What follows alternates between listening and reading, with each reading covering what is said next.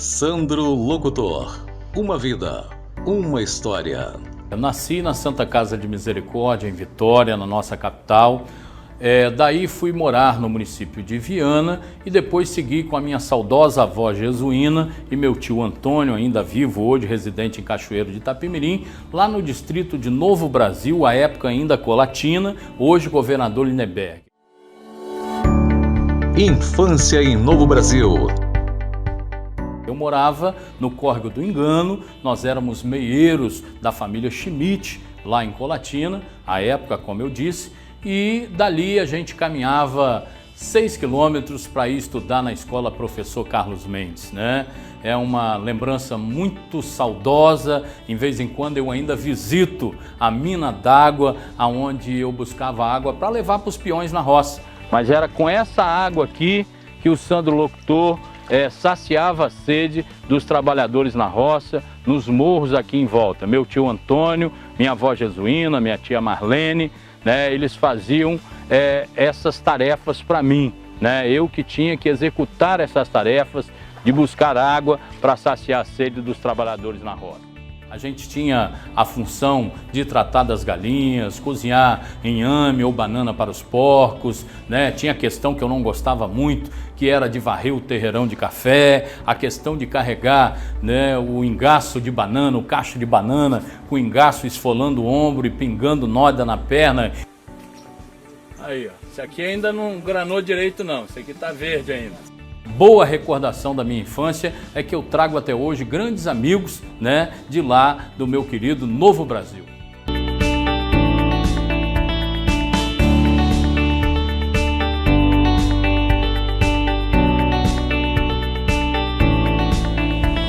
Eu estou aqui ao lado da minha querida professora Renata Bulejan e quero dizer para vocês, aqui na Escola Professor Carlos Mendes, que eu estudei até o início da 7ª série, a Renata foi minha professora de 3º ano, né, e me ensinou a ler, é isso mesmo. Eu me lembro ainda hoje do livro chamado O Amor é um Pássaro Vermelho, que conta a história da imigração de família japonesa para o Brasil, da escritora Lucília Junqueira de Almeida Prado. Pois é, Renata, você marcou a minha vida, né? E eu estou aqui em Novo Brasil e gostaria de ouvir você um pouquinho sobre aquele curto, mas importante tempo de escola aqui na Escola Professor Carlos Mendes. Sim, Sandro, você sempre foi um excelente aluno. Sempre assim, aquele aluno que cobrava.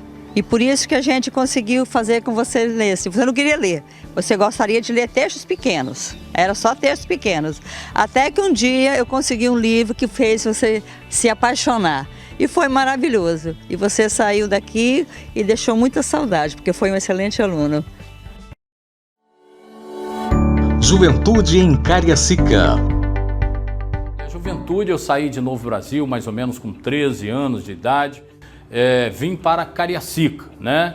Morei na rua Itapemirim, no bairro Vila Capixaba, depois morei na rua Santo Antônio, número 1, né, ali no Cruzeiro do Sul, depois morei na rua Aparecida, aqui no bairro São Geraldo, na casa de uns amigos, meu amigo Clóvis Papagaio, Dona Maria, que me acolheram muito bem num momento difícil da minha transição de adolescência para a juventude, né? E aí a minha infância foi aqui, infância lá, como eu disse, em Novo Brasil, mas juventude aqui em Campo Grande, né, estudando na Escola Talma Sarmento de Miranda, era atleta do handebol, era goleiro titular do handebol do Talma, numa época áurea, goleiro do futebol de salão, né, goleiro também no futebol, na Desportiva, no Rio Branco, né, passei por ali, e foi uma infância muito legal. Eu sempre tive esse espírito de liderança, meus colegas sempre reconheceram, era líder de turma, era membro da UJC, União Jovem de Cariacica, e aí a gente promovia feira estudantil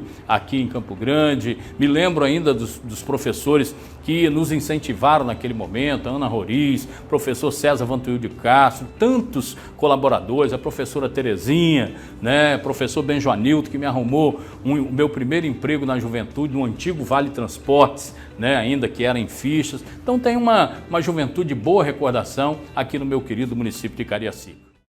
A política na vida de Sandro Locutor. Na realidade, nesses movimentos estudantis, a gente despontava como liderança e fui demandado em vários momentos para ingressar na política. Mas isso já aconteceu quando eu já estava morando no bairro Castelo Branco. Nós tínhamos naquela época um problema de violência muito grande na região, né? Um problema crônico que existe no país, que nós, no Congresso Nacional, pretendemos combater, que é a questão da violência, né? E lá nós criamos, à época, a Associação Comercial, né? E naquele momento algumas pessoas já queriam que eu em 96 já fosse candidato a vereador. Eu entendi que naquele momento não era, eu não me sentia preparado ainda, mas ingressamos na política a partir daí, desde o movimento estudantil, né, na transição de juventude para adulto, e lá já em Castelo Branco criamos associação comercial, instalamos um DPM de Polícia Militar à época, em reuniões constantes com o comércio, com lideranças locais, né? Ato contínuo, criamos o Conselho de Segurança da região, que a gente também continuou militando, que isso era muito importante para o desenvolvimento. E hoje, a nossa querida Grande Castelo Branco é uma região que cresce de forma galopante, potencializando um futuro melhor para todos da nossa região e em especial para o município de Cariacica. Dali, eu passei a ser candidato a vereador, disputei em 2000, perdi a eleição de vereador, em 2004 a gente foi eleito vereador, em 2006 eu disputei uma eleição de deputado estadual, perdi 300 e poucos votos à época e dei sequência nessa atividade. Depois tive um mandato de vereador, 2 mandatos de deputado estadual, representando essa região da Grande Castelo Branco, representando o município de Cariacica e defendendo o povo do Espírito Santo. O locutor.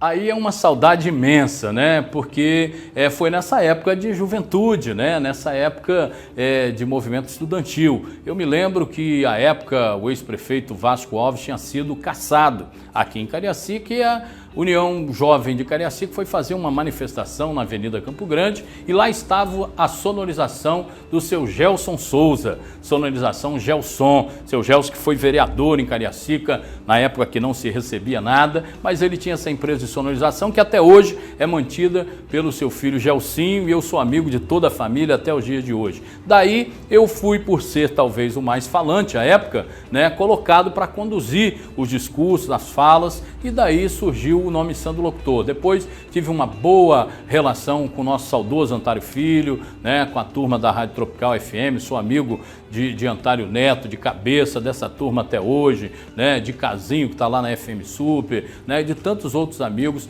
da comunicação, Isaac Santos, eu ficaria citando Jair Oliveira, um grande comunicador, eu ficaria citando vários amigos aí. Lá do meu radinho de pilha, lá na roça, lá no Coque do Engano, onde a gente ficava assistindo Valdir Amaral e Jorge Cury, narrando o jogo do Flamengo e tal, e eu quando estava sozinho no meio da roça, trabalhando, eu ficava narrando o jogo do Flamengo, gol do Zico. Gerson levanta Pelé, correu no peito, vai marcar, atirou, é gol!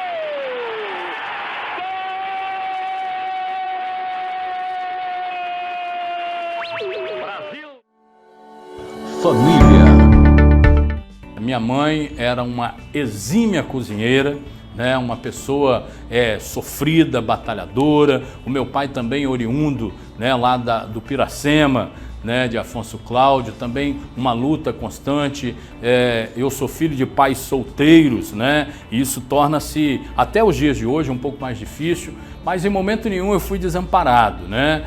A minha mãe lutou bravamente quando eu era criado, né, pela minha avó, pelo meu tio Antônio, minha avó Jesuíno, meu tio Antônio, lá na roça. Minha mãe todo mês ia lá para me visitar, porque trabalhava aqui como chefe de cozinha. Meu pai chegou a trabalhar do jornal A Tribuna, no Banesp, com muita luta, estudou com muito sofrimento, indo muitas vezes de carona lá para Colatina para fazer a faculdade. A minha mãe, lamentavelmente, me deixou assim que eu ganhei as eleições de vereador. Ela cumpriu a missão dela braviamente e eu tenho saudades constantes até o dia de hoje.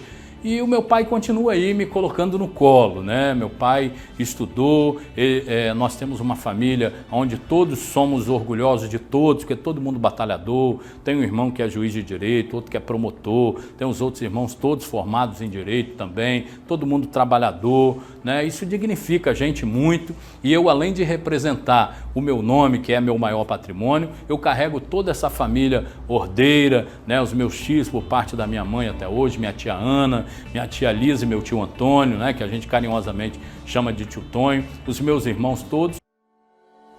A mensagem. Isso é muito lindo, porque é uma mensagem, inclusive, que a minha mãe gostava muito, inclusive na foto que eu tenho nos meus ambientes, né, que tem a foto da minha mãe, a última foto que ela tirou antes de falecer. Minha mãe faleceu 7 dias depois de eu ter ganho a eleição de vereador aqui em Cariacica.